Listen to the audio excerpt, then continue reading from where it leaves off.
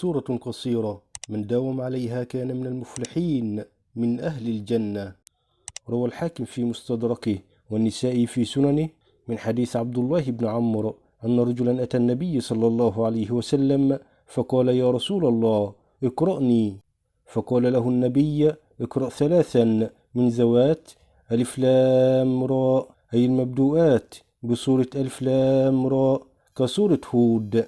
فقال: كبرت سني واشتد قلبي وغلظ لساني، اقرأني يا رسول الله. فقال النبي: فاقرأ ثلاثا من ذوات حاميم كالدخان وغيرها. فقال: كبرت سني واشتد قلبي وغلظ لساني، اقرأني يا رسول الله. فقال رسول الله: اقرأ ثلاثا من ذوات المسبحات، أي المبدوءة بسبح أو يسبح كسورة الصف والجمعة. فقال: كبرت سني واشتد قلبي وغلظ لساني، اقرأني يا رسول الله سورة جامعة.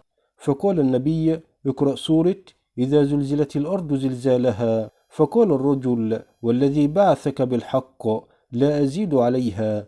فقال النبي صلى الله عليه وسلم: أفلح الرويجل مرتين. ومن الدروس المستفادة من هذه السورة أنها تذكرك أنك ستبعث يوم القيامة وتقف بين يدي الله عز وجل، وكل مكان في الأرض قعدت فيه بالخير سيشهد لك، وكل مكان في الأرض قعدت فيه بالشر سيشهد عليك إلا أن تتوب. والدليل على ذلك قول الله عز وجل: يومئذ تحدث أخبارها. قال النبي: أتدرون ما تحدث أخبارها؟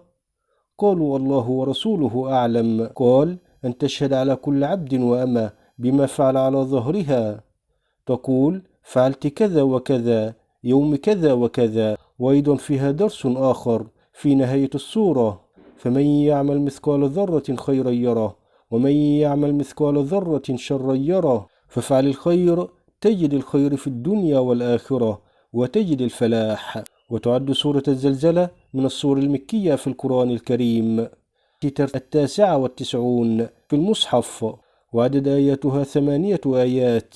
وقد سميت سورة الزلزلة بهذا الاسم كونها افتتحت بلفظ الزلزلة.